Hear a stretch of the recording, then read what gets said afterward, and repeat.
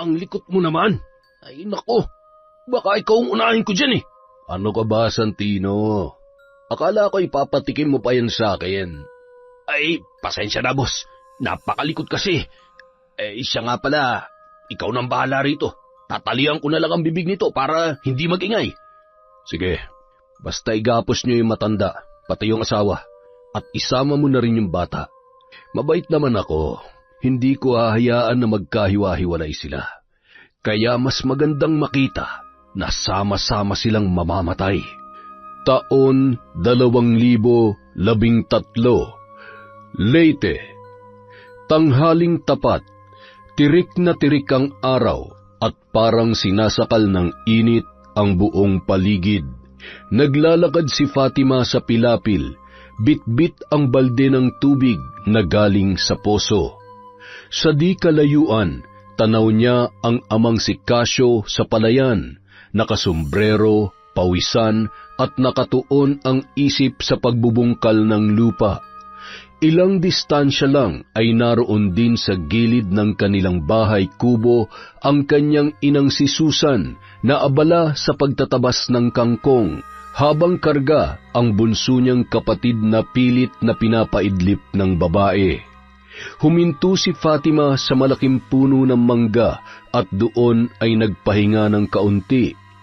Ilang minuto lang nakita niya ang kanyang ama na papalapit, bit-bit ang kanyang itak. Magpahinga muna kayo, Tay. Ay, sobrang init ngayon. Halos lahat ng tanim natin ay nalalanta na ang mga dahon. Yung lupa naman, ay nako, tuyong-tuyo na rin. El Niño naman po kasi, Tay. Pero hayaan nyo, marami na naman ako naipong tubig. Gamitin na lang natin yon para diligan yung mga pananim. Bukas dapat maani na natin yung mga kamatis. Tumawag kasi yung buyer kanina. Kukunin na raw nila sa Lunes. Parang kaunti lang yata ang may bibenta natin, Tay. Halos lahat ng kamatis, hindi maganda ang pagkakahinog. Yung iba naman, merong konting uod. Ay, pambihira. Pero hayaan mo na. May mapapakinabangan pa naman dyan. Ay, siya nga pala. Magluto ka ng saging at kamote para sa pananghalian natin. At saka, kunin mo muna yung kapatid mo at patulugin mo. Napahinto sa pag-uusap ang mag-ama nang marinig nilang may mga kalalakihan na naghahalakhakan papalapit. Yung bisita nyo kahapon, Tay, bumalik po ulit. Fatima, iwan mo muna ako at puntahan mo yung mama mo ron sa kubo. Sige na, kakausapin ko lamang ang mga ito. Hindi na umimik pa si Fatima at tumango na lamang. Bit-bit ang galon, naglakad siya patungo sa kanilang maliit na kubo. Hindi pa man siya nakakalayo ay sinulyapan niya ang kanyang ama na nakikipag-usap na sa isa sa mga kalalakihan. Samantala, kausap ni Casio ang mayamang negosyante na si Don Ramil, habang ang kasamahan naman ng lalaki ay tumitingin-tingin sa paligid at sinusuri ang lupain. Ayaw mo talaga, Tay Casio? Milyon ang alok ko sa'yo. Sa perang yun, makakapagsimula ka na ng bagong buhay. Komportable, may kotse, may kuryente, at may aircon pa. Pasensya na, Don Ramil, ha? Kahit triplehin mo pa yung ibabayad mo, hindi ko talaga ibebenta tong lupang ito. Kaya sana'y maintindihan ninyo. Sa totoo lang, hindi talaga tayo nagkakaintindihan dito Alam kong wala kang pinag-aralan, kaya hayaan mo kong ipaintindi sa'yo kung ano ang pinupunto ko. Oo, wala nga akong pinag-aralan. Pero hindi ibig sabihin nun ay wala na akong paninindigan at prinsipyo. Ay, itong tandaan mo, Don Ramil. Hindi matutumbasan ng pera ang lupain ito. Dito sa lugar na ito ako pinanganak, nagkamalay, lumaki, nagkaasawa, at higit sa lahat, dito na ang buhay ko. Kaya ang mabuti pa umalis na kayo dahil wala kayong mapapala sa akin. Ay, nako, Tay Casio. Alam mo kung anong problema sa inyo? Kontento na kayo sa buhay na ganyan. Wala namang masama kung aasenso ka kahit papano. Hindi ka ba naaawa sa pamilya mo? Sa mga anak mo? Kahit anong sabihin nyo, hindi nyo talaga ako mapipilit. Kaya, pasensya na talaga. Ay, ganyan talaga pag hindi nakapag-aral sarado ang isip. Kasi kung ako ang nasa kalagayan mo, matagal ko nang ibinenta ang lupang ito. Hindi ka ba nagsasawa sa buhay magsasaka? Sa kakarampot na kita mula sa mga pananim? Sa pagbubungkal ng lupa? Ay, ewan ko ba sa inyo? Hindi ko alam kung matigas lang ba ang ulo nyo o hindi kay mga kulang-kulang kayo. Ay, nako. Oo, mahirap lamang kami. Pero hindi ibig sabihin nun, wala na akong karapatang tumanggi. At hindi rin ibig sabihin nun na pwede mo akong bastos-bastusin. Tay Casio, huwag ka na magmataas. Sa totoo lang, maswerte kang at may kagaya kong handang bumili ng pinandidirihan ng iba. Sa panahon ngayon, sino pa ba may gusto sa bukid? Tumingin ka nga sa sarili mo. Kulubot, sunog sa araw, at mabaho ang kamay. Pero tumatanggi ka sa alok na milyon? Laitin mo na ako't lahat, sige. Pero hindi mo mabibili ang paninindigan ko. Paninindigan? Grabe naman yan. Itong isipin mo, Tay Casio, ha? Sa panahon ngayon, mas may pakinabang ang resort kesa sa taniman. Ano? Ibenta mo na kasi.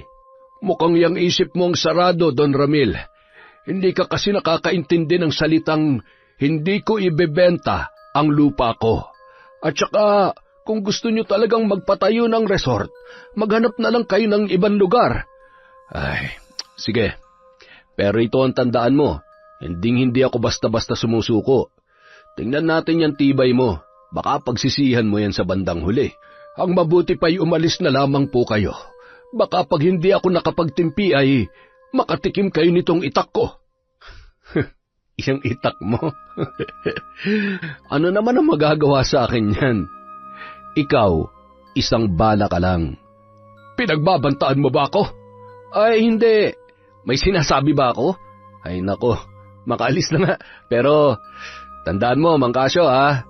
Pasasaan ba't mapapasakin din ang lupang ito?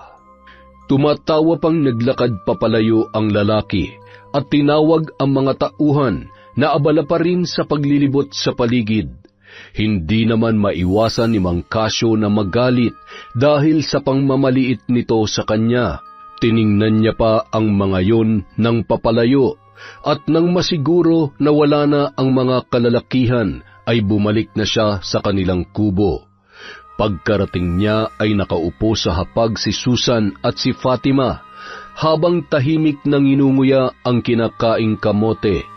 Nang makita siya ng dalawa ay bigla itong nag-usisa. Hindi na lamang umimik si Mang Casio at tahimik na sinaluhan ang mag-ina sa hapagkainan. Sa pagkakataong yun, hindi niya maiwasang isipin ang alok ni Don Ramil, ang malaking halaga na maaaring makapagpaahon sa kanila sa kahirapan. Ganoon pa man, hindi niya kayang ipagkanulo sa ibang kamay ang lupaing pamana ng kanyang mga magulang. Malalim ang buntong hininga niya nung mga sandaling yon. Walang salita ang lumalabas sa bibig hanggang sa matapos na lamang silang kumain. Ilang minuto lang ang nakalipas ay bumalik na siya sa palayan at patuloy sa pagbubungkal ng lupa. Kinagabihan, 8:00 na ay hindi pa rin pumapasok sa kubo si Mang Casio. Nakaupo lang siya sa maliit na upuan sa ilalim ng puno ng mangga. Dahil sa ikinikilos niya ay kinausap siya ng kanyang asawa. Casio, gabi na. Pumasok na tayo sa loob. Ay, mauna ka na lang. Siya nga pala, ang mga bata. Tulog na. Tapatin mo nga ako. Ano ba talaga ang problema? Yun na nga. Ito talagang lupa natin dito ang natitipuhan ni Don Ramil. Maganda raw kasi ang lugar na ito para magtayo siya ng resort. Nagkasagutan nga kami kanina dahil ayaw ko talagang ibenta at isuko tong pinamana sa akin ni na amang at inang. Oh, tapos, bakit parang balisa ka? Iniisip ko kasi yung milyon na iniaalok niya sa atin. Abay, malaking halaga rin kasi yon. Casio, tumingin ka nga sa akin. Aanhin natin ang pera kung hindi naman tayo masaya. Aanhin natin ang milyon kung sa bawat araw ay mabubuhay tayong may lungkot at panghihinayang. Itong lupain na ito, dito tayo nagsimula at ito ang bumubuhay sa atin. Ang iniisip ko lamang naman ay ang kinabukasan ni na Fatima at Ian. Makakapag-aral sila at magkakaroon ng magandang trabaho, yung malayo sa bukid, at hindi magiging katulad ko na isang hamak na magsasaka lamang. At saka ikaw, bata ka pa, gusto kong mabigyan ka ng maginhawang buhay. Hindi yung ganito na nagbababad sa init ng araw at nagbabanat ng buto para lamang meron tayong makain sa pang-araw-araw. Salamat kung iniisip mo ang kapakanan namin, pero tinanong mo na ba kami kung gusto rin namin yan? Kontento na ako sa kung anong meron tayo ngayon, Casio. Kaya sana huwag mo nang isipin yan masyado. Hindi ba sumasagi sa isip mo na makakakain na kayo ng masasarap na pagkain? Mapupuntahan nyo na yung mga lugar na nasa dyaryo nyo lamang nakikita. Mabibili nyo na rin ang mga bagay na gusto ninyo. At higit sa lahat, makakaahon na tayo sa kahirapan. Ang tanong, hahayaan mo bang mawala ang lupang ito? Handa ka bang isakripisyo ito para sa mga anak mo? Ay, hindi ko alam, Susan. Basta para sa akin, dito ang buhay ko at ayaw kong mawala ito sa atin. Hindi ko kayang makita na sisirain nila ang palayan para lamang patayuan ng resort. Basta ako, kung ano ang desisyon mo, susuportahan lamang kita. Ay, gulong-gulo na talaga ang isip ko. Basta bago ka magdesisyon, ipaalam mo muna yan sa mga anak mo, ha? Ay, sige. Bukas na lamang. O siya, pumasok na tayo sa loob. Tumayo na si Susan at nauna nang pumasok sa loob. Sumunod naman si Casio na balisa. Bumuntong hininga ang matanda at paika-ikang naglakad papasok sa loob ng kubo. Samantala, prenteng nakaupo si Don Ramil sa sofa habang hawak-hawak ang basong naglalaman ng alak sa kaliwang kamay. Nakatingala ang lalaki sa kisame at nag-iisip ng paraan kung paano mapapaalis sina Casio at ang pamilya nito sa lupa na kanyang natitipuhan para patayuan ng resort. Katapat naman ng lalaki ay si Santino na kanyang pinaka-pinagkakatiwalaan. Boss, anong plano? Wala pa. May suggestion ka? Meron ako naiisip. Ewan ko lang kung approve sa inyo ito. Ano yon? Sirain natin yung mga pananim nila o di kaya putulin natin yung hose na daluyan ng tubig. Paano naman natin gagawin yan? Baka sumabit tayo. Papalabasin lang natin na parang natural lang na nangyari. Basta, magtiwala lang kayo sa akin, Don Ramil. Ako ang bahala. Sige, pwede. Basta hindi tayong paghihinalaan, ha? Siguraduhin mo lang, Santino. Baka matulad lang yan sa dati na nahuli yung mga pinagtrabaho ko. May balak pa naman akong tumakbo bilang mayor sa susunod na eleksyon. Kaya dapat iwas-iwas tayo sa mga kontrobersya. Huwag kang mag-alala, Don Ramil. Walang aberyang mangyayari. Bukod pa ron, hindi kayo dapat matakot. Nasa panig naman natin yung mga politiko eh. Tulad na lang nung sumabit tayo nung 1 taon. Binayaran mo lang yung kapitan. Naging okay na, di ba? Oo naman. Pera yun eh. Sige, basta siguruhin mo lang na hindi ako ang pagbibintangan ng Casio na yon. Ngumisi na lamang si Ramil sa naging suhestyon ng kanyang kanang kamay. Sa pagkakataong yun, iniisip niya na ang magiging reaksyon ng matanda. Ilang segundo lang napahalakhak siya at nilagok ang alak. Buo na ang kanyang desisyon na paalisin si Mang Casio sa lugar na yon. Ang lupa kasi na kanyang natitipuhan ay may magandang tanawin. Kung magpapatayo siya roon ng resort, tiyak na dadagsain yon ng mga turista. Hindi lang yon dahil balak niya rin na magkaroon ng pasugalan o kasino. Kinabukasan, 4:00 pa lamang ng umaga ay gising na si Fatima. Pabalik-balik siya ng igib. Iniipon niya ang tubig sa mga drum para yon na ang gagamitin sa pagdidilig ng mga pananim. Mga 5:00 ay nagpahinga muna ang dalaga at ilang minuto lang ay nagsaing na siya. Oh, ang aga mo naman yatang nagising, anak. Tay, magandang umaga po. Buti gising na kayo. Marami na po pala akong naipong tubig sa drum. Gamitin niyo na yun pandilig sa mga halaman. At saka, hindi ba't ngayong araw din tayo mag-aani ng kamatis? Kasi bukas kukunin na yun ang buyer natin. Oo, ngayon nga. Buti pinaalala mo. Muntik ko nang makalimutan. Siya nga pala. May sasabihin pala ako sa'yo. Ano po yun, Tay? Paano kung magkaroon tayo ng milyon? Anong una mong gagawin? Ano ba namang klaseng tanong yan, Tay?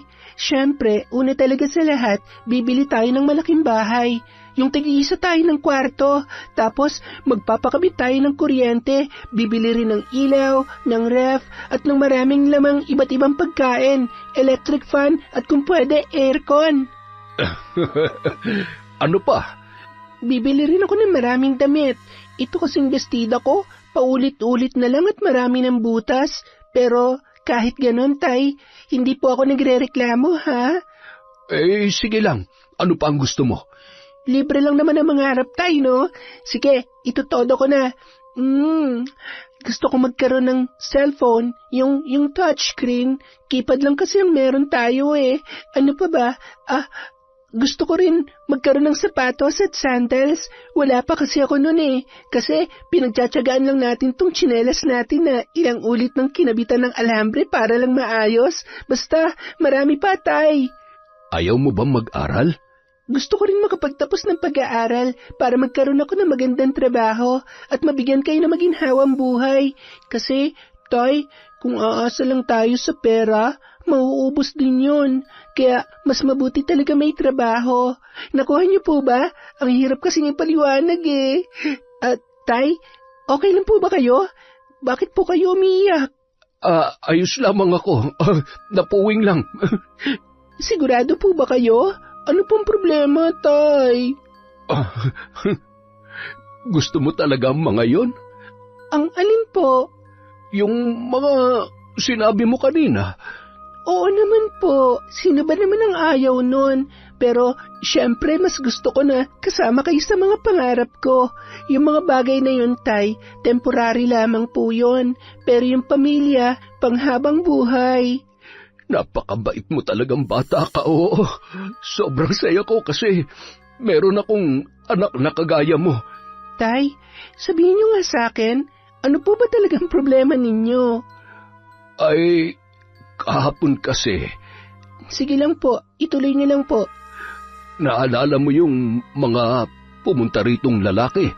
Opo, bakit po?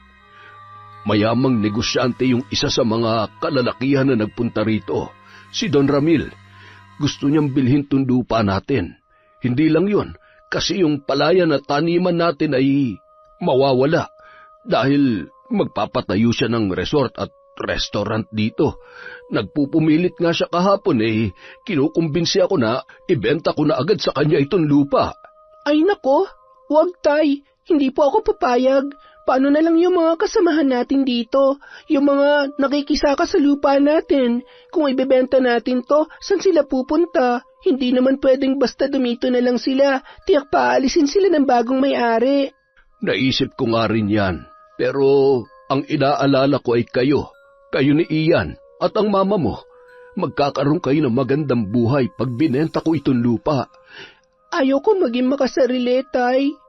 Opo, magkakaroon kami ng maginhawang buhay, pero hindi naman natin pwedeng pabayaan na lang yung mga kasamahan natin dito. Kung isasama natin sila, tiyak ubos din yung milyon nyo. At saka, ayaw ko rin po. Sanay at kontento na ako sa buhay na meron tayo, Tay. Bukod pa ron, dito inilibing sina lolo at lola, kaya ayokong lumayo tayo at ipaubaya na lang sa kung sino ang lupang ito. Pero akala ko ba'y gusto mo ng malaking bahay, makapag-aral at magkaroon ng magandang trabaho? ayos na ako sa buhay natin dito, Tay. Matutupad mo mga pangarap mo pag nagkaroon tayo ng malaking pera. Ang pangarap ko lang naman, Tay, ay magkakasama tayong apat ni na Mama, si Ian, ikaw, at ako. Sapat na po yun, kasi para sa akin, ang tunay na kayamanan, hindi masusukat sa paramihan ng pera. Dapat nating tandaan na ang pamilya mas mahalaga sa mundong ito. Tama yan. Masaya ko kasi lumaki kang may mabuting puso at may malasakit sa ibang tao. Kasi po, biniyayaan ako ng Panginoon ng mabubuting nanay at tatay. Ay nako, tambola pa itong batang ito ah. Ay sige na, tingnan mo nga kung luto na yan niluluto mo. Ay, opo, nakalimutan ko. Kayo kasi tayo eh. Oh, bakit ako? Napasarap kasi ang pakikipagdaldalan ko dahil sa inyo. Oy siya, sige, talo na ako sa'yo. Kaya sige na, tapusin mo na yan. Magdidilig lang ako ng mga pananim, ha? At saka, wag mong kalimutan na aanihin pa natin yung mga kamatis. Opo, Tay. Pagkatapos nito, susunod din po ako. Iniwan na ni Casio ang anak at nagtungo sa likod ng kubo para kumuha ng tubig sa drum at gamitin pandilig sa mga pananim. Bit-bit ang balde. Dahan-dahang naglakad ang matanda sa taniman ng kamatis. Napakunot noo siya nang makitang parang binunot ang ugat ng mga pananim at ang mga dahon ng mga yon ay unti-unti nang nalalanta. Ang bunga naman ay parang inapakan at halos wala nang mapakinabangan dahil puro durog at pisak na. Agad namang nagsisigaw si Casio at tinawag si Fatima. Bakit po, Tay? Ay, hala! Diyos ko po! Tay! Anong nangyari dito? Hindi ko alam. Magdidilig lang sana ako pero yan ang naabutan ko. Paano na ito? Hindi na mapapakinabangan ng mga yan. Baka pinakawalan ng mga kasamahan natin dito yung kalabaw nila. Hindi. Hindi ang kalabaw may gawa nito, kundi tao. Sino naman po ang gagawa niyan? Wala tayong ebidensya para mambintang, pero kutob kong may binayaran si Don Ramil para gawin ito. Bakit niya naman po gagawin yan, Tay? Balita ko kasi, pag may gusto yung lalaking yun, hindi niya titigilan hanggat hindi niya nakukuha. Kaya siya talaga may pakanaan ito. Pero ang iniisip ko, paano na to? Wala na tayong maibebenta sa buyer natin bukas. Huminahon po muna kayo, Tay. Tingnan muna natin baka may mapakinabangan pa tayo. Sige lang. Pero nakasisiguro ko na wala na talaga. Hindi lang nila basta sinira ang kamatisan natin, kundi ninakawan din. Parang kalahati ng pananim nating kamatis ay nawala. Wala pa lang kasing sama ang Don Ramil na yon. Hindi niya ba naisip na mahirap lang tayo? At itong mga to lang ang pinagkakakitaan natin? Hindi na umimik pa si Casio at inilibot ang paningin sa paligid. Kahit sa ang anggulo tingnan, halos yumuko na ang mga pananim niyang kamatis at wala ng kabuhay-buhay. Napakamot na lamang sa ulo ang matanda dahil sa mga nangyari ng umagang yon.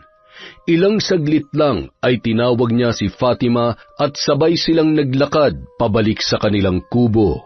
Napakamot noon naman si Susan nang makita ang mag-ama. Halos hindi maipinta ang pagmumukha ng dalawa dulot ng mga pangyayari. Oh, bakit ganyan ang mukha niyo? Anong problema? Tulog pa po ba si Ian? Dumede lang yan saglit sa akin kanina tapos natulog ulit. Ay, siya nga pala. Ano nangyayari sa inyo? Ganyan yung mga pagmumukha ninyo. Sa loob na lang po muna ako, Nay.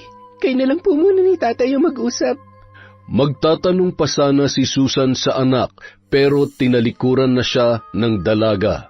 Napatingin naman ang babae sa asawa na parang wala sa sarili.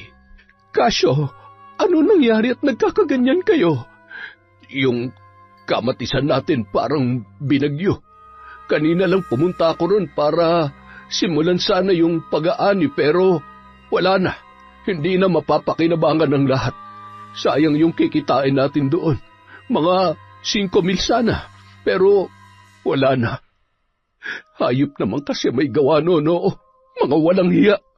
Diyos ko, paano na yan? Hindi ba't kukunin na yan ng buyer natin bukas? Oo nga, pero tatawagan ko na lamang siya mamaya at sasabihin na hindi na matutuloy. Sino kaya may gawa nito? Wala na ba talagang natira kahit mga 10 kilo man lang? Wala na talaga. Pero alam mo, may hinala ako na si Don Ramil ang may kagagawan nito. Yung lalaking yon? Bakit niya naman magagawa yan? Gagawa at gagawa siya ng paraan para lang mapaalis tayo rito at ibenta sa kanya ang lupa. Baka naman nagkakamali ka lang. Paano kung mga kambing lang yon at kalabaw ng mga kasamahan natin dito? Imposible naman yan. Hindi naman pinapabayaan ng mga tao rito sa atin yung mga hayop nila. Basta, kutob ko, si Don Ramil talaga may kagagawan. Manahimik na lamang tayo. Baka makarating pa ito sa kanya at baka mas lalo niya pa tayong gipitin. Sayang naman kasi yung kikitain natin doon. Pera na sana, pero naging bato pa. Hayaan mo na. May mga mais pa naman tayong pwedeng pagkakitaan. Sa susunod na linggo, aanihin na rin natin yon. Sana lamang ay hindi na nila ulitin ang ginawa nila. Tahimik na lamang na umupo si Casio sa maliit na bangkito at malalim na bumuntong hininga. Ilang minuto lang ay tahimik silang nagsalo-salo ng agahan. Walang imikan hanggang sa matapos na lamang. Agad na nagtungo si Casio sa kamatisan at nilinis ang buong lugar. Nang magtatanghali na, ay tinawagan ng matanda ang buyer at kinansela ang pagbebenta nila ng mga kamatis na kanilang produkto. Kinagabihan, habang nakaupo sa maliit na upuan sa labas ng kubo si Fatima, ay napansin niyang parang may mga tao sa di kalayuan. 11:00 na ng gabi noon. Hindi makatulog ang dalaga kung kaya't lumabas siya at nagmuni-muni. Tulog na ang kanyang mga magulang nung mga oras na yon. Napatingin ulit siya sa may unahan dahil parang unti-unting lumalapit ang ilaw ng flashlight na dala ng kung sino man. Sa pagkakataong yon, napaisip si Fatima, walang mga tao sa lugar nila na gumagamit ng ganoong klaseng ilaw sapagkat ang nakagawian nila ay ang gasera o di kaya ay kandila. Dahan-dahan namang pumasok ang dalaga sa loob ng kubo at ginising ang kanyang ama na mahimbing na natutulog. Tay, gising. Oh, anak, gabi na. Bakit? Natatay ka ba? Magpapasama ka? Hindi, tay. Basta bumangon ka saglit. Bilisan mo. Bakit nga ba? Parang may mga tao rin sa unahan. Sigurado ko hindi yung taga rito. Ano? Abay, baka kung ano na naman ang gagawin nila sa mga pananim natin. Magbabayad sila sa akin kapag nahuli ko sila. Nagmamadaling bumangon si Casio at agad-agad na lumabas. Kinuha niya ang itak at ang asarol. Galit siyang naglakad patungo sa kung saan makikita ang ilaw na nagmumula sa di kalayuan. Tay, teka lang saglit. Sama ko. Bakit sumunod ka pa? Ayaw ko naman na mag-isa ka lang dito, ano? Siya nga pala, dinala ko tong gasera para may ilaw tayo. Patayin mo yan. Baka mapansin nila tayo. Sinunod naman ng dalaga ang utos ng kanyang ama. Kahit gabi na, di naman madilim ang paligid dahil sa liwanag ng buwan. Tay, papalayo na yung ilaw. Ay, hindi. Nawala na. Ay, lintik. Nawala nga. Pero baka nandyan lang yon. Nagtatago.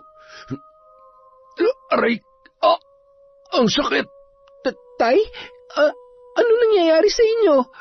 Parang may naapakan yata akong mga matutulis na bagay. Agad na sinindihan ni Fatima ang gasera at itinutok yon sa paa ng kanyang ama. Napansin niya ang pagsirit ng dugo mula roon at kumalat yon sa paa ng matanda. Iginala naman ng dalaga ang ilaw sa paligid. Napansin niya roon ang maraming basag na bote na nagkalat at ang mga kinakalawang na pako. Sino kaya nagkalat ng mga basag na bote at pako dito? Gago yun dito pa talaga sa daan? Ang dami Grabe, balak ba nila tayong patayin? Napabuntong hininga na lamang si Fatima at tinanggal ang basag na bote na tumusok sa paa ng kanyang ama. Kinumbinsi ng dalaga ang matanda na bumalik na lamang sa kanilang kubo. Dahil ng mga oras na yon, kinakabahan na ang babae. Baka sunggaban sila ng kung sino man.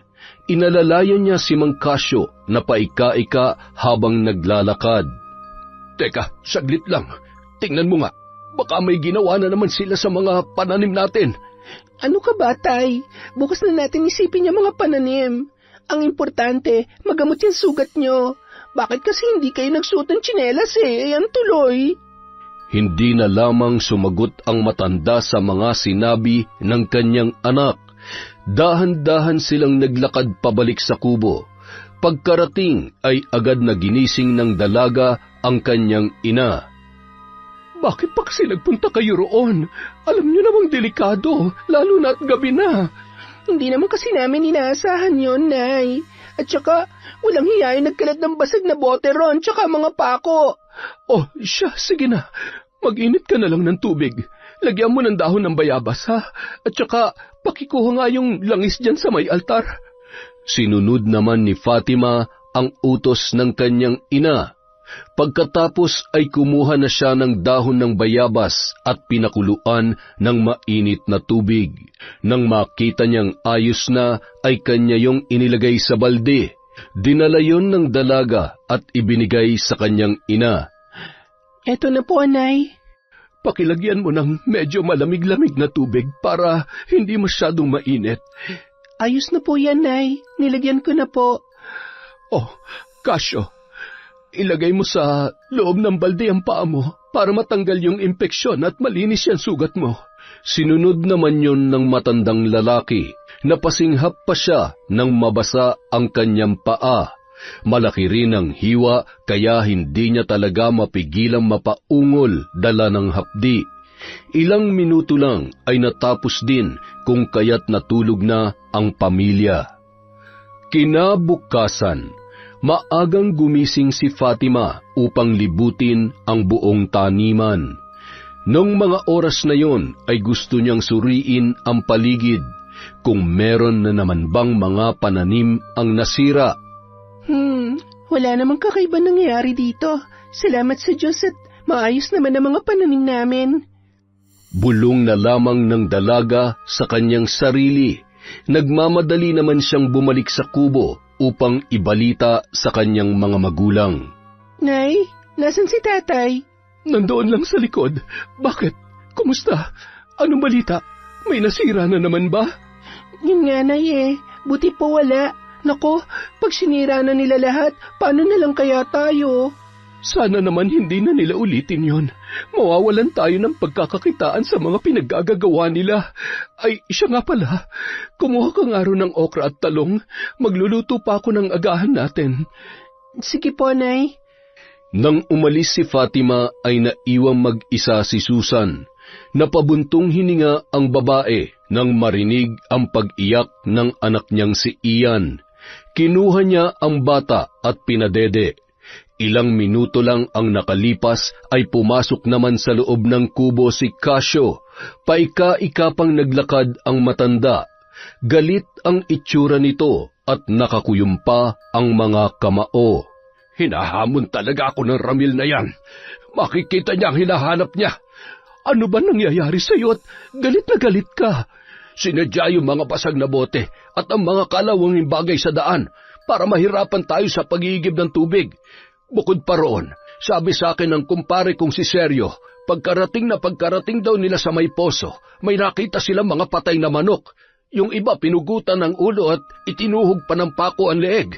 At saka yung tubo sinira at sinemento raw, kaya ayun bumara. Binuhusan pa raw yata ng asido. Ay basta, yun yung kwento niya. Kaya ayun, inaayos pa nila. Kung hindi agad maaayos yun, baka wala na tayong tubig bukas. Totoo ba yan? Ay, Diyos ko naman. Ano na naman to nangyayari? Wala talagang puso ang Ramil na yon. Sigurado ko, siya may gawa ng lahat ng kamalasang nangyayari sa atin. Mamaya, pupuntahan ko siya ron sa kanila. Hindi porket mayaman siya ay ginaganito niya na lamang tayo. Hindi pwede yon. Huminahon ka nga muna. Ano ka ba? Wala tayong ebidensya.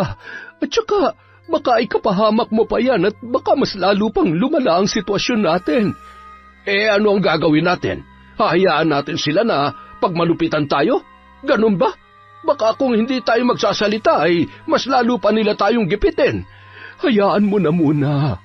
Inaayos naman ng poso, hindi ba? Kaya wag mo nang pairalin yung galit mo. Hindi tayo dapat basta-basta mambibintang at baka ikapahamak mo pa yun. Mayayaman sila. Kasyo, anong laban natin doon? Sige, pero kapag may ginawa pa sila ulit, hindi ko na talaga palalampasin. Matapos yung sabihin ni Mang Kasyo, ay agad na siyang lumabas. Nagtungo siya sa likod ng kubo at doon ay nagpahangin. Samantala, sa mansyon naman ni Don Ramil, naroon ang kanyang mga tauhan na binayaran upang gipitin ang magsasakang si Mang Kasyo. Nakaupo silang dalawa ni Santino sa sofa habang ang ibang kalalakihan ay abala sa pakikipag-inuman. Ano nang sunod na plano, boss? Tumahimik lang muna tayo saglit. Hihinto tayo? Oo, mga ilang araw lang. Hindi naman kasi ako ganong kasama eh. Sandali lang, boss. Meron lang po akong tanong. Ano yun? Bakit pa natin pipilitin yung matanda na ibenta sa atin yung lupa? Pwede naman tayo maghanap ng iba. Pero, naguguluhan lang ako Handa ka ba talaga magbayad ng milyon-milyon sa magsasakang yun? Ano ka ba? Wala yung pinag-aralan. Pwede naman natin bigyan ng peking pera o di kay cheque yun. Yun naman pala mas mabuti pa siguro kung gamitan na lang natin ng dahas. Tutukan ng baril kung pwede. Masyado pa maaga para sa bagay na yan, Santino. Bakit pa kasi pinapatagal niyo pa, boss? May madali namang solusyon. Hindi na umimik pa si Don Ramil at nilagok na lamang ang isang baso ng alak. Magkabilaan namang lumapit ang mga bayarang babae na pilit idinidikit ang kanilang sarili sa lalaki. Makalipas ang 1 linggo, walang anumang kababalaghan ang nangyari sa bukid ni Mang Kasyo. Naayos na ng mga tao roon ang nasirang poso, kung kaya't maayos na ang daloy ng tubig. Gayunpaman, gumaling na rin ang sugat ng matanda, kaya bumalik na siya sa pagbubungkal ng lupa. Natutuwa siya sapagkat wala ng mga di inaasahan na mga pangyayari. Sa madaling salita ay wala na ang mga kamalasan. Si Fatima naman ay abala sa paghahakot ng tubig. Sa sobrang init kasi ng panahon, ang mga pananim nilang gulay ay unti-unting lumalaylay ang mga dahon at ang mas malala pa ay inuuod ang mga bunga. Napahinto ang dalaga nang makitang papalapit sa kanya ang kanyang ama. Tay, tanghali na. Uwi na po muna tayo. Tara na. Sabay na tayong bumalik sa kubo. Akin na yung balde. Ako na magdadala. Wag na po, Tay. Ako na to. Siya nga pala. Sinabihan niyo na po ba ang mga kasamahan natin dito na aanihin na bukas yung mga mais? Alam na nila yon. Agahan mo na lang ang gising mo bukas para marami tayong maani sa parte natin. Hindi na lamang umimik pa si Fatima. Tanging pagtango lang ang kanyang itinugon. Inilagay niya sa likod ng kubo ang balde kung saan naroon din ang mga drum. Pinainom niya ng tubig ang kanilang aso at manok bago pumasok sa loob ng kubo. Wala namang nangyari sa buong araw. Ganoon lang, matapos ang tanghalian ay bumalik ulit sila sa trabaho. Kinagabihan, pagsapit ng 9:00 ay tulog na ang mga tao sa lugar. Sa di inaasahan ay biglang nagliyab ang apoy sa maisan at madali yung kumalat. Kaya naman halos lahat ng pananim ay nasunog. Nagising naman si Fatima dahil sa biglaang pagsakit ng kanyang tiyan. Agad siyang lumabas ng kubo at naghanap ng dahon ng malunggay para sana initin at ilagay sa kanyang tiyan. Pero laking gulat niya nang makita ang nasusunog na taniman, kaya naman bigla na lamang siyang nagsisigaw. Hindi alam ng dalaga kung ano ang kanyang gagawin nung mga sandaling yon. Tay! Nay! Diyos ko po! Gumising kayo! Dalihan niyo! Ay, ano ba nangyayari at nagsisisigaw ka? Anong... Hindi pwede! Nagmamadaling tinawag ng matanda ang mga kasamahan nila sa bukid. Ang mga tao'y nagtulong-tulong at nagpabalik-balik sa pagbuhos ng tubig para mapatay ang apoy. Hindi sapat ang tubig na kanilang pondo, kung kaya't ang iba ay nagtungo pa sa poso. Makalipas ang ilang oras, napatay na ang apoy, pero parang nawalan na sila ng pag-asa dahil halos ng mga pananim nila ay sunog na. Ang mga mais na aanihin sana kinabukasan ay bigla na lamang naging abo o di kaya naman ay tostado. Ilang sandali pa, nagsiuwian na sa kanya-kanyang mga kubo ang mga taong naroroon. Kasabay ng pagkalusaw ng mga pananim ay ang pagkatunaw naman ng kanilang pag-asa. Paano na to, Tay? Wala na. Wala na po ang lahat. Naubos na yung mga pananim natin. Sunog na po. Mga walang hiya, hayop sila. Hindi na nakontento. Pati hanap buhay natin dinamay nila. Walang kasing samayan Don Ramil na yan. Magbabayad siya. Tay, huminahon po kayo. Ang puso nyo. Paano ko hihinahon? Kita nyo naman, di ba? Hindi naman lalaki ng ganun ang apoy kung di nila sinabuyan nyo ng gasolina. Tay, saan kayo pupunta? Pupugutan ko ng legye Ramil na yan. Tay, bumalik ka rito. Nay, pigilan niyo po si tatay. Napakadelikado nun. Baka kung ano po mangyari sa kanya. Hindi umimik si Susan sa sinabi ng kanilang anak. Bagkus ay nanahimik lamang ang babae at hinayaan ng asawa na umalis. Ang dalaga naman ay gustong sundan ang kanyang ama, kaso nawala na ang matanda sa kanyang paningin. Samantala, nakangiting sinalubong ni Santino ang among si Ramil na kararating lamang. "Oh, Santino, abay, may good news ka ba? Laki ng ngiti natin ah. Ano balita?" Napakagandang balita, bossing. Alam mo ba, binuhusan namin ng gasolina ang mga pananim nila ron. Kaya ayun, naging impyerno ang lugar. Pagkatapos namin masiguro na sunog na, tsaka kami umuwi rito. "Oh, tapos, pati ba kubo nila sinunog mo?" Yun lang. May susunod pa naman, bossing. Ay, sayang naman. Sana sinunog nyo ng lahat para wala ng problema at nang wala na rin makapigil sa atin sa pagpapatayo ng resort. Ay nako talaga, pagod na ako sa mga taong yan, lalo na dun sa mangkasyo na yon. Ang tibay, tagal sumuko. Sabi ko naman sa inyo bakit pinatatagal nyo pa? Biglang napahinto ang dalawa nang may narinig silang sumisigaw sa labas ng gate.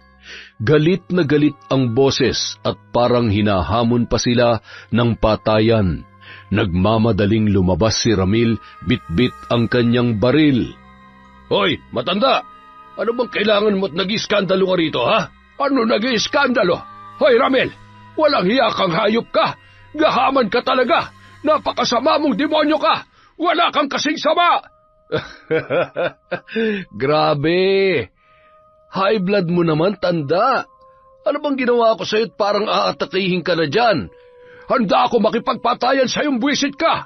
Pero ito ang tandaan mo. Hindi mo makukuha sa akin ang lupa ko. Oh, tapos? Anong pakialam ko sa lupa mo? Ano ba? Nakakahiya ka. Nagmumukha kang taong grasang nagwawala rito. Umalis ka na. Ikaw ang nakakahiya. Ang itim ng budhi mo. Ano, masaya ka na? Wala na kaming hanap buhay dahil sa iyong leche ka. Hoy, tigil-tigilan mo yung pambibintang mo, wala kang ebidensya. Huwag ka na magmaang-maangan. Ikaw may gawa ng lahat ng mga kamalasan sa lugar namin. Ano, kontento ka na? Kontento? Hindi pa. Nagsisimula pa lang ako eh. Kung ganon, magtuos na labang tayo. Oops, ilayo mo yung itak mo. Napakadumi eh. At saka, wag mo nga hawakan yung gate, baka mamantsahan mo oy. Ayoko pa namang mag-amoy putik yan. Ay nako, duwag ka talaga. Wala kang ebidensya sa mga nangyari. Kaya kung ako sa'yo, uuwi na lang ako o di kaya ay isusuko ko na lang yung lupa ko para wala ng gulo. Ayos yung ganon, hindi ba? Ang kitid din kasi ng utak mo eh. Ipapakulong kita. Subukan mo, baka ikaw pa makulong. Nang bibintang ka ng mga bagay na wala namang katotohanan. Magsasalita pa sana si Mang Casio, pero bigla na lamang siyang tinutukan ng baril ni Don Ramil. Nanigas ang matanda sa kanyang kinatatayuan at parang umurong ang kanyang dila nung mga sandaling yun. Buti pa umuwi ka na sa inyo bago dumanak ang dugo rito. Pwede kitang isako at kailanman ay wala nang makakaalam sa pagkamatay mo. Gusto mo ba yon? Tanging pag-iling lang ang naging tugon ni Mang Casio sa lalaki at agad na naglakad ang kanyang mga paa papalayo sa lugar na yon. Hindi niya alam kung anong mararamdaman niya nung gabing yon. Wala sa sariling bumalik sa bukid ang matanda. Sa panginginig ng kanyang mga paa ay bigla na lamang siyang bumagsak sa lupa. Samantala, paulit-ulit na bumuntong hininga si Fatima habang walang tigil na sumusulyap sa daan patungo sa bayan. Nagdadalawang isip siya kung susundan ang ama o hihintayin na lamang. Pero ng mga oras na yun ay hindi mapigilang kabahan ng dalaga sapagkat ilang oras na ring nawawala ang kanyang ama. Nababahala siya sa kung anong nangyari sa matanda at sa sitwasyon nito. 4:00 na ng madaling araw ay wala pa rin yun, kung kaya't naisipan na lang ni Fatima na sundan ang kanyang tatay, pero napahinto siya nang matanaw na paparating na ang matanda at tila walang buhay na naglalakad. Tay, kumusta? Ano pa nangyari? Wala ako napala sa demonyong yon. Magtatanong pa sana ang dalaga pero iniwan na siya ni Mang Casio. Kinaumagahan, nagising sa pagkakaidlip si Fatima. Napagala siya ng paningin nang mapansing nasa labas pala siya ng kubo. Nagmamadali naman siyang tumayo at pinagmasdan ang nasunog na taniman. Ang dating kulay berde ay naging kulay abo. Kahit sa ang anggulo tingnan, wala nang makikita na pwede pang pakinabangan. Kung kakainin naman nila ang mga nasunog na gulay at mais, baka kung anong mangyari sa kanila, lalo na at sinabuyan yon ng gasolina. Ang nangyari ng umagang yon, nagtulong-tulong na lamang ang mga tao sa paglilinis. Sinuri nilang mabuti kung may maayos pa o kung may pwede pang magamit. Nay, ano pong niluluto nyo? Kamoteng kahoy. May nabungkal kasi sila kanina na pwede pang kainin. Kaya ito, niluto ko. Pagsasaluhan din natin ito mamaya. Ganun po ba? Siya nga po pala, Nay. Birthday po ni Ian bukas. Magdadalawang taon na po siya. Ano pong ihahanda natin? Saka na lang yung handaan na yan, anak. Pag nakabawi na tayo. Paano kung itinta ko yung mani? Pwede tayong kumita ron ng mga 200. Ayos din yon. Kahit paano ay makakabili tayo ng sardinas at bihon. Huwag na muna nating ipilit yung mga ganyan, Fatima. Ngayon kasi, parang nagsisimula tayo ulit. Sa pagtatanim, pagbili ng mga buto. Basta, pag maayos ng lahat, magpapahanda tayo. Hindi na lamang umimik pa si Fatima. Sinamahan niya na lamang ang nakababatang kapatid sa loob ng kubo. Himbing na himbing ang tulog noon nung mga oras na yon. Ang aliwalas naman na mukha mo, be. Ang sarap siguro maging bata. Walang pinoproblema. Ay, siya nga pala, birthday mo na bukas. Walang handaan na magaganap pero hayaan mo, pag nagkapera si ate, bibilhan kita ng tinatawag nila na cake tsaka ice cream. Ang sarap siguro noon, no? Magpapalitsyon din tayo, tapos magpapaluto ako kay nanay nung pansit na kulay pula. Hindi ko alam kung anong tawag doon eh, basta alam ko meron yung ketchup. Mahal na mahal kita, be. Sana mayaman tayo, no? Para hindi na natin kailangan magbabad sa init at magpakahirap. Ipagdasal mo, be, na sana balang araw mag-iba rin ang landas ng buhay natin. Umasenso sana tayo. Pagkatapos noon, bumuntong hininga na lamang si Fatima at hinalikan sa pisngi ang kanyang kapatid. Lumabas siya ng kubo at tumulong sa mga kasamahan. Ilang minuto lang, masaya nilang pinagsaluhan ang kamoting kahoy na luto ng kanyang inang si Susan. Samantala, paikot-ikot si Don Ramil sa sala habang nag-iisip ng paraan kung paano mapapaalis ang mga magsasaka sa bukid. Ano ba yan, boss? Umupo ka nga. Nahihilo ako sa iyo eh. Pwede ba mag-isip ka ng paraan kung paano mapapaalis yung mga hampas lupang magsasaka? Oh, iaasa mo na naman sa akin. Pag nagkaberya, ako na naman ang sisisihin mo. Hindi na. Dali na, huwag ka na magtampo. Mag-isip ka. Bilisan mo. Dispatchahin na nga natin yung may-ari ng lupa para wala nang problema. Ay, nako. Demonyo ka rin talaga, Santino, no? Bagay na bagay sa iyo yung pangalan mo. Sige na, basta siguruhin mo lang na mapapasa atin yung lupa, ha? Di ka ba sasama, boss? Kayo na lang, kayang-kaya nyo na yan. Ay, sayang. Balita ko pa naman may dalagang anak yung matandang yun. Baka gusto mong tikman. Akala ko ba si Mang Casio lang ang didispatchahin natin? Naku, napakahina mo naman, boss. Lahatin na natin, ano ka ba? Baka magsumbong pa eh. Kaya, kung pwede, wala na tayong ititira sa kanila. Ang taba talaga ng utak mo. Napaisip si Don Ramil at humalakhak. Nung mga oras na yun, naiisip niya na ang muka ng matanda na nagmamakaawa. Kinagabihan, 9:00 ng gabi, tulog na ang mga tao sa bukid. Tahimik ang paligid at tanging mga insekto lamang ang maririnig. Nagtungo sina Ramil at Santino sa bukid kasama ang 2 lalaki.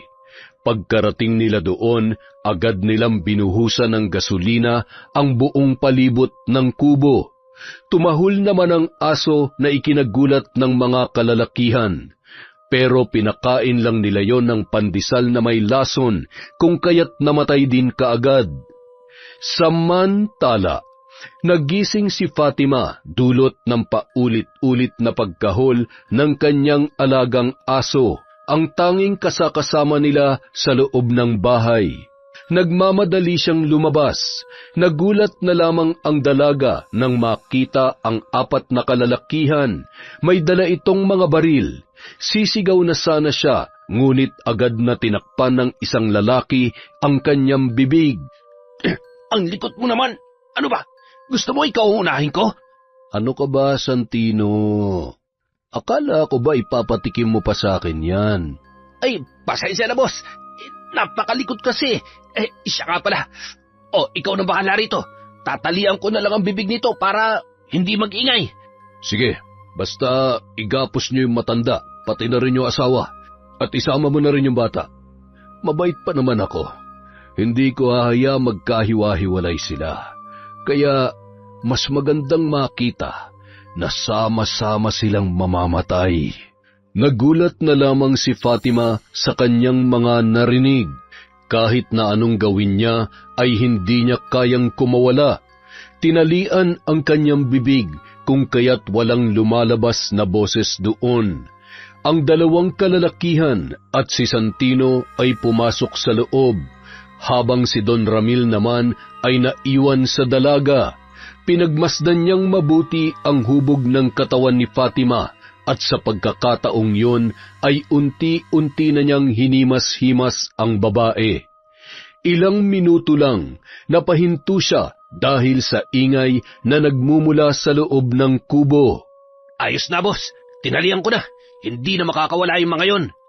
Matapos sabihin yon ni Santino ay agad namang pumasok si Ramil. Hila-hila ang buhok ng dalaga na namimilipit pa sa sakit. Bitawan mo ang anak ko, hayop ka! Ano ba naman to, Santino? Bakit hindi mo naman tinakpan ang bibig niyan? Ano bang kailangan mo? Gagawin ko na, basta pakawalan mo lamang ang asawa at anak ko. Oh, di pakawalan. Pero, sa isang kondisyon. Ano yon? Parang awa mo na. Huwag mong inamay dito ang pamilya ko. Saan mo nilagay ang titulo ng lupa? Akin na. Nasa... Saan? Sasabihin mo, babarilin ko yung asawa mo. Diyan sa may karton sa likuran mo. Nasa ilalim niyan. Kunin mo, Santino. Ano? Ayos na ba yun? Pakakawalan mo na ba kami, Don Ramil? Boss, eto na. Oh, ayan na. Nasa iyo na. Kaya, ang mabuti pa, pakawalan mo na kami rito. Hindi pa tayo tapos, tanda. Pirmahan mo muna to. Nanginginig ang kamay na tinanggap ni Mang Casio ang papeles na inaabot sa kanya ni Don Ramil. Hindi niya na binasa ang kasulatan, bagkus ay nanlalamig ang kanyang katawan dahil sa mga baril na nakatutok sa kanila. Matapos mapirmahan ay agad niya yung ibinalik kay Ramil na nakangisi. Okay na to. Sige na, talian niyo ng bibig niyan. Ano? Hoy, Ramil, nakuha mo na ang gusto mo. Pakawalan mo na kami. Tinalian ng mga kalalakihan ang katawan ni Mang Casio at pati na rin ang kanyang bibig. Humahalakhak namang hinarap ni Ramil si Fatima. Agad niyang pinunit ang suot na bestida ng dalaga at hinalay sa harap mismo ng kanyang pamilya. Pinagpasapasahan pa ang babae na tila bola na pinaglalaruan. Walang nagawa ang kanyang mga magulang kundi ang panoorin kung paano binaboy ang kanilang anak. Tara na. Nagsasaya pa ako rito, boss eh. Lupay-pay na yung babaeng yan kaya aalis na tayo. Ang bihira naman oh. Nabitin ako dun ah. Talian niyo ang kamay ng babaeng yan, ha? Sige po, boss. Matapos sundin ang utos ni Don Ramil, ay agad na silang lumabas. Sinindihan ni Santino ang kandila at katol, pagkatapos ay inihagis yon sa loob ng kubo. Ilang minuto lang, biglang nagliyab ang kabuuan ng bahay.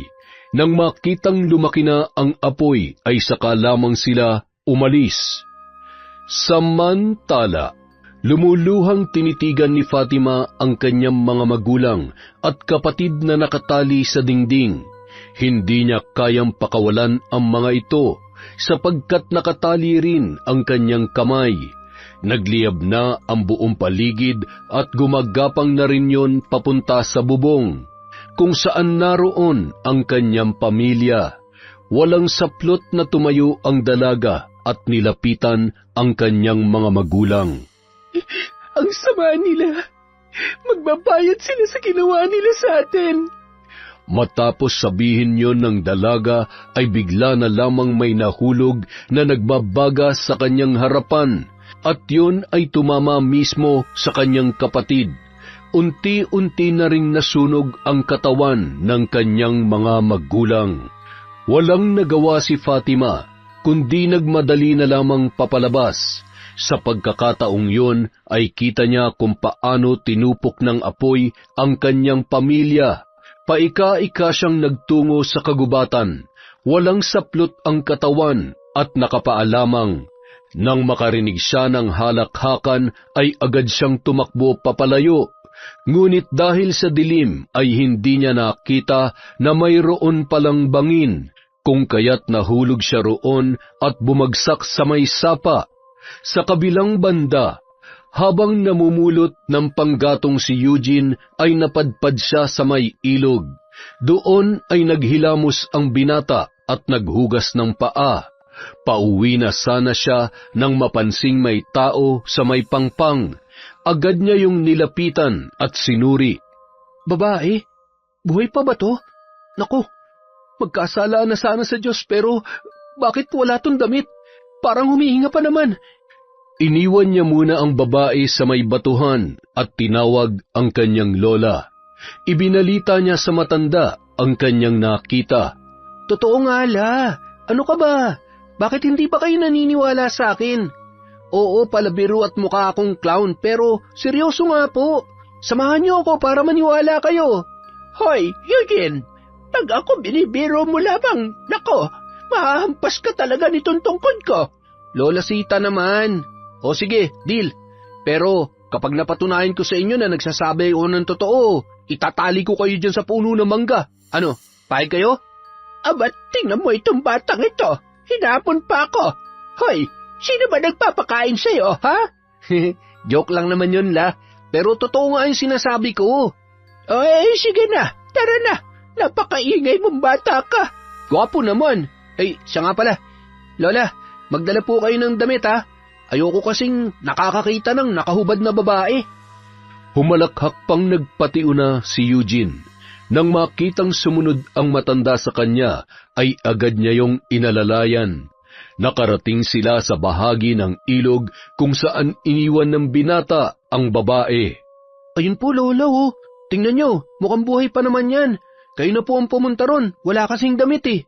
Mahahampas talaga kitang lalaki ka, makita mo. Nakangisi na lamang na pinagmasdan ni Eugene ang matanda.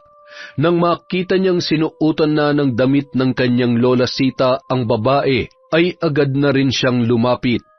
Buhatin mo, dalhin natin siya sa bahay. Ako po? Ay, hindi, ako. Ako yung magbubuhat? Ay, Lola naman eh. Ikaw ang magbubuhat. Ano nga naman ako? Hindi ko kaya yan at baka lalong mabali itong mga buto-buto ko. Oo na, pero buhay pa nga ba, Lola? Humihinga pa naman. Gamutin natin ang kanyang mga sugat. Kawawa naman. Ano kaya nangyari sa kanya? Hula ko, baka pinagsamantalahan to. Wala kasing damit, Lola eh. Ay nako, chismoso ko talaga. Bakit? Bawal ba? Pambabae lamang yon, ugok. Nagpauna ng naglakad ang matanda, habang nakasunod sa kanya ang apo na buhat-buhat ang dalagang walang malay.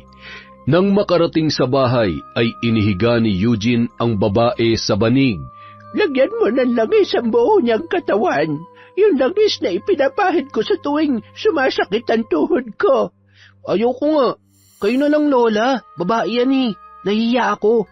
Hindi ka talaga maaasahan na bata ka. Uy, wawa. Para namang hindi ako nagbuhat sa kanya. Oh, ano ngayon? Sinusumbatan mo ba ako? Ang akin lang naman, utusan niyo na lang po ako ng kung ano-ano. Wag lang pong iharap sa mga babae. Ay sus, binata na talaga itong apo ko. Dapat nagpapatuli ka na. Ay, huwag ka naman maingay, la. Binatang-binata na po ako. Makakagawa na nga ng bata eh. Aba, hoy, anong sabi mo? Lola naman, joke lang yun. Humalakhak naman si Eugene sa naging reaksyon ng matanda. Hindi niya mapigilang matuwa sa tuwing napipikon si Lola Sita. Samantala, nagising si Fatima dala ng ingay sa kanyang paligid. Pagmulat niya ng kanyang mga mata ay iginala niya ang kanyang paningin. Nagising na po. Abay, ang ingay mo kasi. Oh, Iha, naririnig mo ba kami? Bingyata, Lola eh. Itiko mo nga yung bibig mo. Wala nang lumalabas na tama dyan. Grabe talaga kayo sa akin. Sabi nang tumahimik ka dyan eh. Iha, naririnig mo ba kami? Sumagot ka naman. Ako na nga, Lola. Tumabi ka nga dyan. Ay, hello, miss. Hi. Gwapo ba ako? Sumagot ka ng oo. Ay, nako. Wala ka talagang kwentang magsalita. Sagutin mo na kasi ako, miss. Mabubugbog pa ako ni Lola nito eh. Mahampas talaga kita. Sige na, magpakulo ka na lamang doon ng tubig. Tumatawan na lamang na umalis si Eugene sa harapan ng kanyang Lola Sita. Sa pagkakataong yun, ang matanda naman ang naiwan kasama si Fatima na hindi pa rin nagsasalita. Iha, pagpasensyahan mo na ang apo ko, ha? Mapagbiro lang talaga yon, pero mabait naman. At saka, normal lang yung pagbabangayan namin. Baka kasi, akalain mo na nag-aaway kami. Ay, siya nga pala, hindi ko siya tunay na apo. Hindi kami magkadugo. Nakita ko lang siya noon sa may eskanita. Mga nasa 10 buwan pa lamang siya noon. Kaya dahil sa awa ay binuhay ko siya. Binihisan at pinag-aral. Sobrang saya ko ng mga panahong yon kasi binigay siya sa akin ng Diyos. Wala kasi akong asawa, iha, at saka walang nagtatangkang lumapit sa akin kasi anak daw ako ng isang mambabarang. Yun yung kwento ko. Ikaw, ano ang kwento mo? Saan ka nang galing? Nasaan po ako? Nandito sa bahay namin. Nakita ka kasi ni Eugene sa may pangpang. Wala kang malay. Nabuhay pa pala ako? Ano yon? Pasensya na, medyo may pagkabingi ako. Siya nga pala, ako si Lola Sita, at yung apo na tinutukoy ko ay si Eugene. Ikaw, ano ang pangalan mo? Pwede bang patayin niyo na lamang ako? Ha? Ay, Diyos ko! Ano bang pinagsasasabi mong bata ka? Ayoko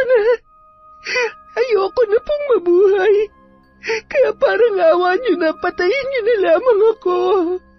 Ano ka ba? Kumalma ka, iha. Ano ba nangyayari sa'yo at nagkakaganyan ka? Pwede ka namang magkwento sa akin. Makikinig ako. Huwag ka mag-alala. Mabuting tao kami at hindi ka namin sasaktan. Paano bang mabuhay? Sabihin niyo sa akin. Kasi ang hirap mabuhay na wala na ang mga taong nagsisilbing rason kung bakit ka lumalaban. Kaya niyo bang harapin ang bukas na wala ng mga mahal niyo sa buhay? Lalaban pa rin ba kayo kahit hindi niyo na alam kung para kanino? Nakuha niyo na ba yung pinupunto ko? Naiintindihan kita, iha. Sige lamang. Ilabas mo lang. Hindi niyo po ako naiintindihan. Namatayan na ba kayo ng pamilya? Kasi ako, sa mismong harapan ko pa. Pero, alam niyo kung ano yung kinakagalit ko. Kasi hindi ko sila nailigtas. Wala ako nagawa para tulungan sila. Alam niyo po yung kapatid ko na walang kamuwang-muwang, dinamay ng mga walang kwentang gahaman sa pera. Tinupok ng apoy ang pamilya ko. Ang sakit po nun. Ang sakit-sakit.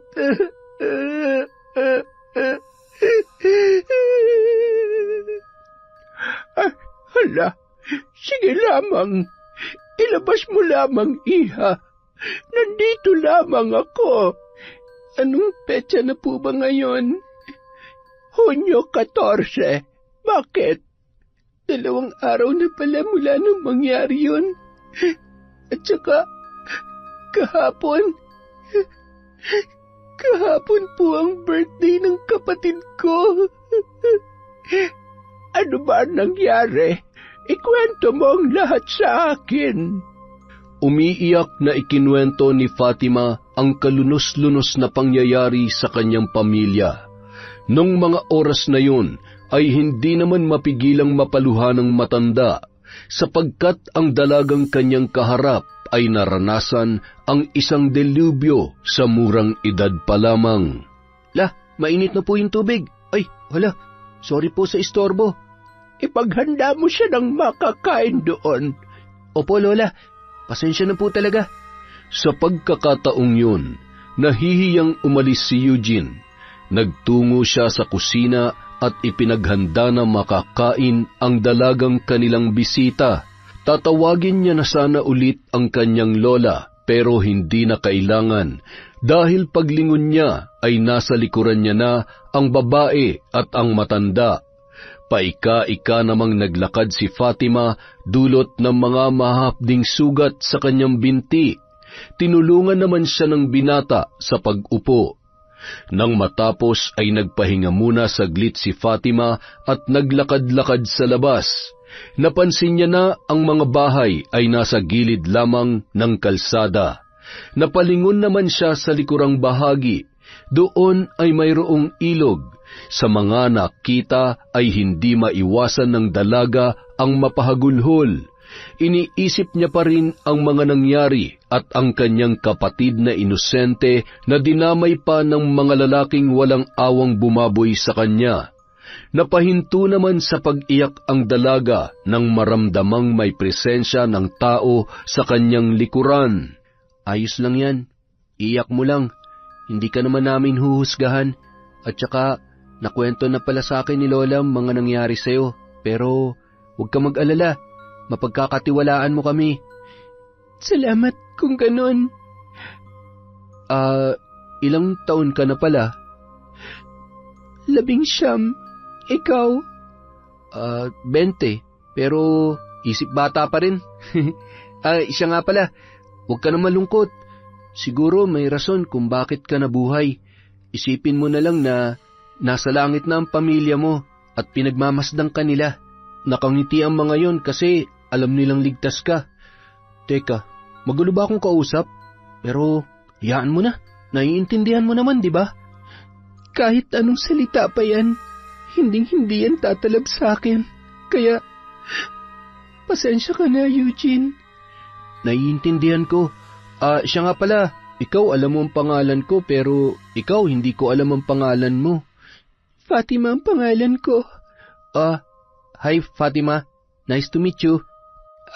Pasensya ka na ha. Hindi kasi ako nakakaintindi ng Ingles eh. Ay, ganun ba? Pasensya na. Ang sabi ko, ikinagagalak kitang makilala. Ako rin. Hindi ka ba nakapag-aral? Ibig kong sabihin, pwede kitang turuang mag-English kahit kaunti. High school lang yung natapos ko pero may alam naman ako na kaunti. Huwag na. Hindi ako interesado. Salamat na lang. Sige. Sabi mo eh. Ilang saglit lang, tinawag na sila ng matanda, kung kaya't pumasok na ang dalawa sa loob ng bahay. Inalalayan pa ni Eugene ang dalaga dahil hindi ito makalakad ng maayos. Sa bahay ni Lola Sita na muna tumira pansamantala si Fatima sapagkat walang kilalang kamag-anak ang dalaga. Sa ilang araw na pananatili niya roon ay tahimik lang siya at kung kinakausap ay tila wala sa kanyang sarili. Isang araw, habang nakaupo sa sofa si Fatima ay bigla na lamang siyang inalok ni Eugene ng merienda. Napangiti pa ang binata at medyo nahihiyang napakamot ng ulo. Ayos ka lang ba? Kahit kailan, hindi ko na siguro mararamdaman yan. Kaya tigilan nyo na ang pagtatanong sa akin ng ganyan. Pasensya na pero minsan pwede naman tayong magpanggap na masaya kahit sa kaloob-looban natin ay nadudurog na tayo. Ipakita natin sa ibang tao na ayos lang tayo kahit hindi naman talaga. Alam mo, ganyan ako. Lagi ako nagbibiro tsaka tumatawa. Pero ang totoo, nasasaktan na pala. Makikita mo, parang wala lang akong problema, pero ang totoo, meron. Alam mo naman na, ampun ako, di ba? Hindi ko alam kung sino ang mga magulang ko. Kung anong mukha nila. Yun ang nagpapalungkot sa akin. Kasi, parang ang laki ng kulang sa buhay ko. Pero, huwag kang umiyak. Matibay ka. Yun ang lagi kong sinasabi sa sarili ko. Bakit mo sinasabi sa akin yan? Para malaman mo na hindi ka nag-iisa. Namatayan ka na ba? Hindi pa, pero yung pakiramdam na may taong parte ng buhay mo na hindi mo pa nakikita, para na rin silang namayapa na. Gets mo ba? Ay, siya nga pala, kilala mo bang may gawa sa inyo niyan? Si Don Ramil, yung mayamang negosyante sa kabilang barangay. Kilala mo ba siya? Sikat yata yun eh. Si Don Ramil? Sigurado ka? Oo, kilalang tao yun eh. Sa pagkakaalam ko nga, napakabait niya kasi laging tumutulong sa mahihirap. Bukod pa ron, usap-usapan na tatakbo siya bilang mayor sa lungsod natin. Napaka-plastic ng taong yon.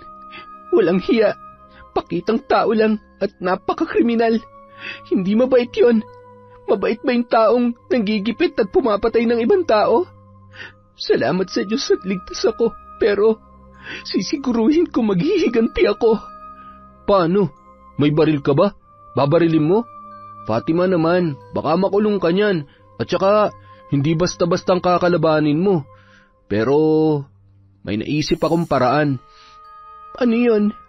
Wala akong pakialam kung ikakapahamak ko pa. Gagawin ko lahat. Mabigyan lang ng hustisya ang pagkamatay ng pamilya ko. Barangin mo. Magpatulong ka kay Lola Sita. May kaalaman siya sa pambabarang. Sinisiguro ko sa'yo mapagdurusa mo sila. Meron pa bang ganyan ngayon? Tsaka, totoo ba yan?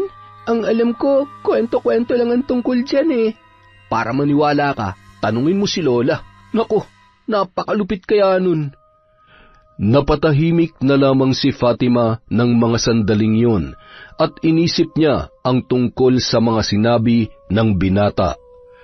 Kinagabihan, sa loob ng kwarto ay nakahiga ang dalaga habang ang matanda naman ay abala sa pagrorosaryo.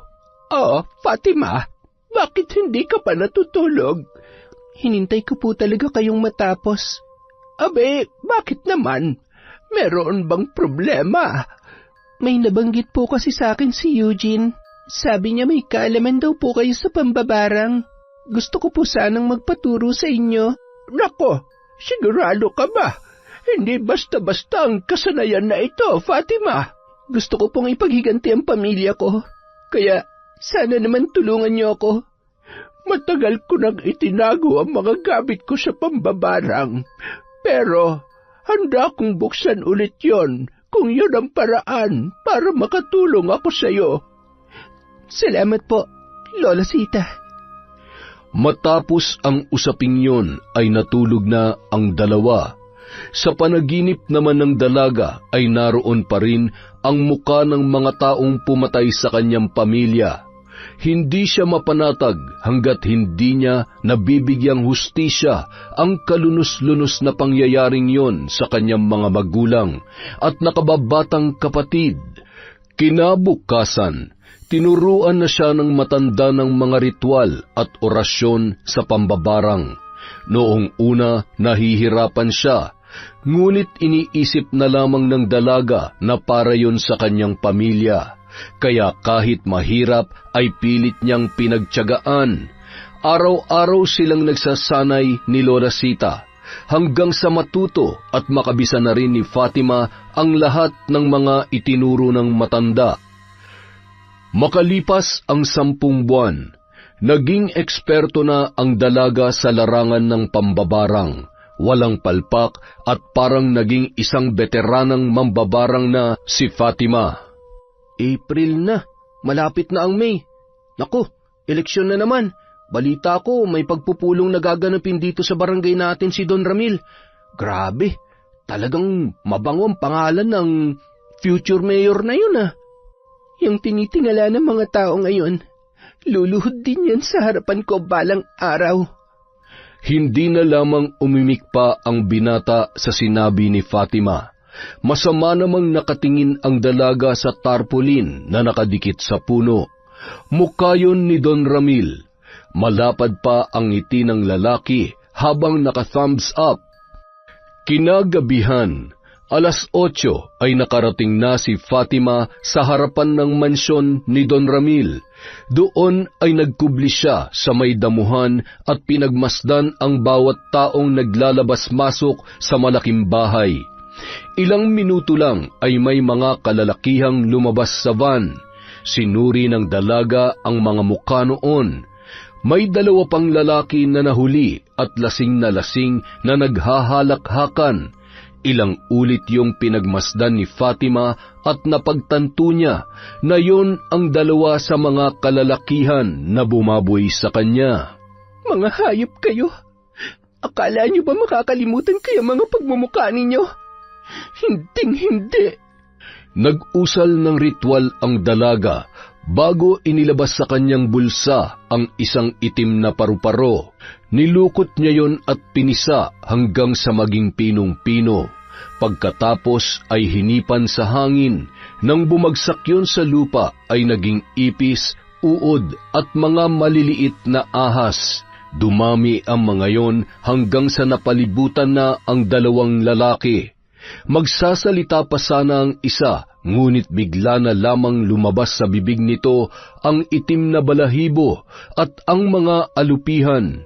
Sa gulat naman ng isa ay agad siyang nagsisigaw, ngunit lumabas din sa kanyang bibig ang isang makamandag na alakdan. Hindi lang yun, sapagkat bigla na lamang silang napahawak sa kanilang pribadong bahagi ng katawan. Sa hindi inaasahan ay biglang pumutok ang kanilang ari at nagsilabasan ang mga uod. Napangisi na lamang si Fatima sa mga nangyari. Kitang-kita niya kung paano humandusay ang dalawa. Pagkatapos niyang masaksihan yon ay agad na siyang umuwi. Tumba na yung dalawa. Ay nako, wala naman pala mga binatbat. Pero meron pang dalawa, Fatima. Samantala, nagulat na lamang si Don Ramil sa ibinalita sa kanya ni Santino, ang tungkol sa di makataong pagpatay sa kanyang 2 tauhan. Halos hindi na makilala ang 2 lalaki sapagkat ang mga mukha nito ay inuuod na. Sinong may kagagawan nun, Santino? Hindi ko alam, Don Ramil. Naku, kung nakita mo lang, masusuka ka talaga. Ang malala pa, pumutok daw yung mga ano nila. Baka naman naengkanto. Kung saan-saan kasi nila tinututok yung ano nila Basta ako, naduduwal ako nung makita ko yung pagmumukha nila, bossing. Huwag mo nang banggitin at baka mangyari pa yun sa'yo. Ay nako, huwag naman po sana. Napahalakhak na lamang ang dalawa sa usaping yun. Ilang minuto lang ay pinag-usapan na nila ang tungkol sa patapos na resort na ipinapatayo nila sa bukid. Kinabukasan, habang nagmamaneho ng kotse si Santino ay bigla na lamang siyang napahinto nang makita ang pamilyar na muka ng isang dalaga. Nakangiti pa yun sa kanya at tila diwata ang kagandahan. Napalunuklaway ang lalaki ng mga sandaling yun. Lalabas na sana siya para lapitan ang babae, ngunit sa hindi inaasahan ay hindi bumukas ang pintuan. Leche, bakit ayaw mong bumukas? Sa kabilang banda, tumatawa namang nilapitan ni Fatima ang lalaking kunot na kunot ang noo sa inis sapagkat hindi nito mabuksan ang pinto ng kanyang kotse. Nang makalapit ang dalaga ay agad niyang binunutan ng 3 buhok si Santino. Aray, bakit mo binunot ang buhok ko, miss? Siya nga pala, pwede mo ba akong tulungan? Hindi ko kasi mabuksan tong pinto Bakit ko naman gagawin yon? Teka, magkakilala ba tayo? Ulyanin ka na pala. Sa ganda kong to, hindi mo ako maalala? Grabe ka naman. Sino ka ba? Anak ako ng isang magsasaka. Yung sinunog niyong pamilya. Ano? Imposible. Gawin nating posible. Anong gagawin mo? Tulong! Tulungan niyo ako! May baliw na babae rito! Napakaingay mo namang duwag ka. Sino bang tinatawag mo? Wala namang tao sa paligid. Bakit kasi huminto ka pang utu-utu ka?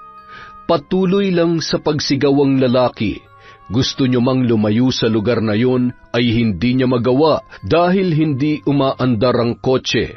Humahalakhak naman si Fatima sa asal ng lalaki. Sa pagkakataong yon may inusal siya sa hangin. Kasabay noon ay ang pagputok ng pribadong bahagi ng lalaki.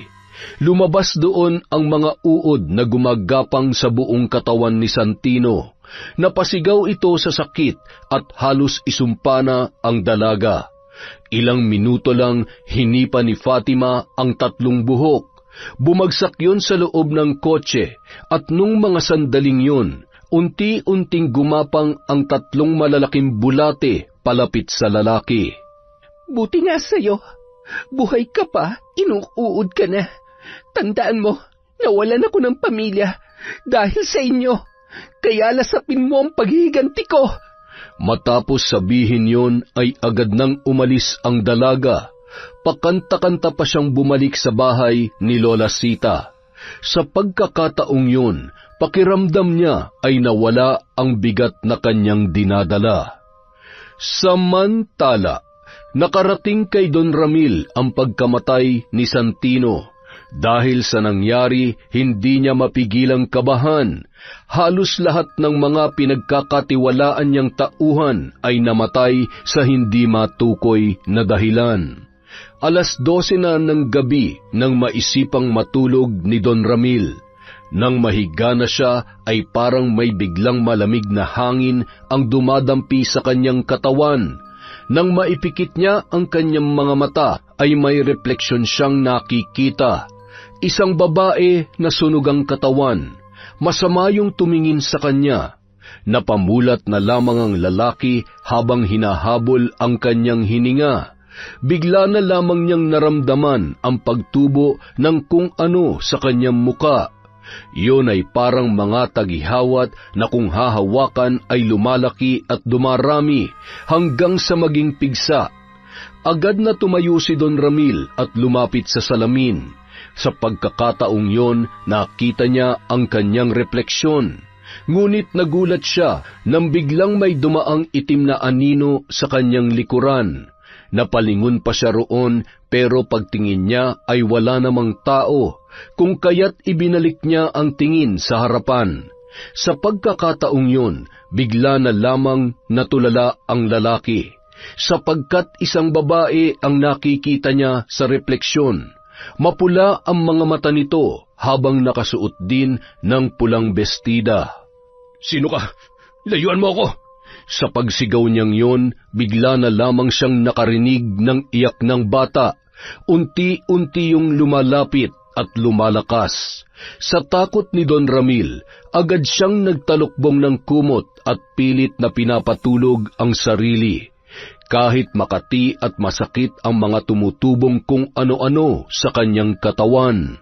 Sa kabilang banda, nakaupo si Fatima sa hapag habang nakapikit ang mga mata. May mga inuusal siyang ritual nung mga sandaling yun. Sa sahig, naroon ang tarpaulin ni Don Ramil. Napapalibutan yon ng dosenang kandila na kulay itim, habang ang kanyang muka ay halos ibinalot sa pulang sinulid. Hindi pa kita papatayin. Magdurusa ka munang demonyo ka. Pagkatapos sabihin yon ng dalaga ay pinatay niya na ang kandila at natulog. Kinaumagahan, nagising na lamang si Don Ramil nang maramdaman ang paghapdi ng kanyang kaliwang paa. Nang tingnan niya yon ay malaking hiwa na tila nakaapak ng isang babasaging bagay. Pilit na inaalala ng lalaki ang mga nangyari, ngunit hindi niya maalala kung saan nakuha ang sugat na yon. Agad naman siyang tumayo at paika-ikang naglakad. Tiningnan niya sa salamin ang kanyang muka at buong katawan. Wala naman. Panaginip lang yata yung kagabi ha. Kahit masakit ang talampakan ay pinilit niyang gumalaw. Sa mga oras na yun ay naghanda siya sapagkat may gagawin siyang pagpupulong o pangangampanya sa kabilang barangay. Pagkatapos ay agad na siyang nagtungo sa lugar. Malaki pa ang ngiti ni Don Ramil habang nakipagkamay sa mga tao. Nagsimula na siya magsalita sa entablado. Sa pagkakataong yun, puro proyekto nito ang bukang bibig. Ngunit sa di inaasahang pagkakataon ay bigla na lamang siyang napahinto nang makita sa kalagitnaan ng mga tao ang isang babae na pula ang mata at nakasuot ng pulang bestida. Pilit niyang pinapakalma ang kanyang sarili, ngunit dahil sa alindog ng naturang babae ay parang hinihigop ang kanyang enerhiya. Biglang nabitawan ni Don Ramil ang mikropono, dahilan ng pagkagulat ng mga tao. Ilang minuto lang ang nakalipas ay napaupo siya nang maramdaman ang pagsakit ng pribadong bahagi ng kanyang katawan. Napatingin naman siya sa babae, ngunit wala na yun doon. Nakarinig naman ng iyak ng bata ang lalaki. Lumalakas yun na parang sinisira ang kanyang pandinig. Pagkatapos ay may biglang gumapang na uod sa kanyang katawan. Dumadami yun dahilan ng pagsigaw ni Don Ramil. Ha? Ano to? Tulong! Tulungan niyo ako! Napakunot na lamang ng noo ang mga tao na nakasaksi sa ikinikilos ng lalaki. Sa pagkakataong yon, para na siyang baliw na pinapagpagan ng sarili at tila may inaapakan. Walang nakikitang kung ano ang mga tao, kung kaya't naguguluhan sila kung bakit nagkakaganoon ang Don. Samantala, nakapikit ang mga matang inuusal ni Fatima ang mga orasyon. Sa kanyang harapan, naroon ang palangganang naglalaman ng mainit na tubig, habang sa loob noon ay ang tarpaulin ng lalaki na pinunit-punit. Pinalibutan din yon ng babae ng mga itim na kandila. Lumiliyab yon sa tuwing sisigaw siya sa hangin ng mga dasal. Wala namang kwenta kung papatayin kita. Kaya, dahil mabait ako, mabubuhay ka pa. Magpasalamat ka dahil nasa tamang wisyo pa ako. Matapos banggitin yon ng dalaga, ay inhinto na niya ang kanyang ginagawa. Iniligpit niya ang mga gamit at ibinalik yon kay Lola Sita. Nang mga sumunod na araw, usap-usapan sa buong lungsod ang pagkabaliw ng isang kandidato sa pagka-mayor na si Don Ramil. Palakad-lakad na raw ito sa daan nang walang saplot. Sumisigaw ng tulong ang lalaki dahil maraming mga gumagapang na insekto sa kanyang katawan. Ngunit wala namang nakikita ang mga tao. Bukod pa ron, may mga boses daw siyang naririnig, at dahil sa kanyang ikinikilos ay natalo na siya sa eleksyon. Samantala, habang nagpapahangin sa likod ng bahay si Fatima, ay bigla na lamang siyang nakaramdam ng presensya ng tao sa kanyang likuran. Oh, Eugene, ikaw lang pala. Tapos na. Okay na. Naipagiganti mo ng pamilya mo. Kaya, buti pa, ibaon mo na sa limot ang lahat at magsimula ka na ng bagong buhay. Ang hirap talagang mabuhay, lalo na kung ang mga taong rason kung bakit gusto mong mabuhay ay wala na. Alam ko yung pakiramdam na yan, pero nandito kami ni Lola. Pwede mo kami maging pamilya. Salamat, Eugene. Lagi mong tandaan na kahit hindi tayo magkadugo ay pamilya pa rin tayo. Pamilya sa puso, kumbaga. Matapos sabihin yon ng binata ay tumahimik na si Fatima. Iniisip niya ang mga pangyayari at ang lahat ng kanyang mga pinagdaanan. Makalipas ang ilang buwan, nagkamabutihan na sina Eugene at Fatima at kalaunan ay naging magkasintahan. Suportado lang sila ng kanilang Lola Sita at masaya ang matanda sapagkat maaliwalas na ulit ang muka ng dalaga. Kasama pa rin ni Fatima ang bangungot ng kanyang buhay, ngunit kinaya na lamang niya yung ibaon sa limot at ginawang motibasyon para lumaban. Para sa kanya, may rason kung bakit nangyari ang lahat ng yon. Sa mga araw na lumipas, wala siyang inaksayang oras, at sa pagkakataong yon ay itinanim niya na sa isip na hindi niya sasayangin ang pangalawa niyang buhay. Yon! Isa na naman pong malupit na kwento mula sa Kwentong Enteng.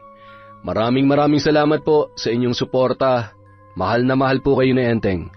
Dahil dyan, meron po tayong shout out again.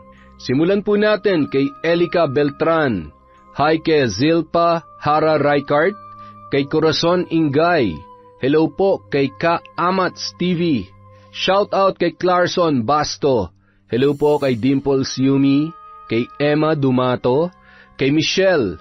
Hi kay Sheena Enriquez, Evelyn Reyes, Cataleja Soto, Mary Anyao. Hi kay Glessy from Kuwait, kay Genevieve Virtucio, kay Charlene Gumansing. Shout out po kay Alfredo Siguya, kay Febe Ranyada. Hi din po kay Asodisen Serila, kay Kurt Mina, kay Rose Kitts Akshu.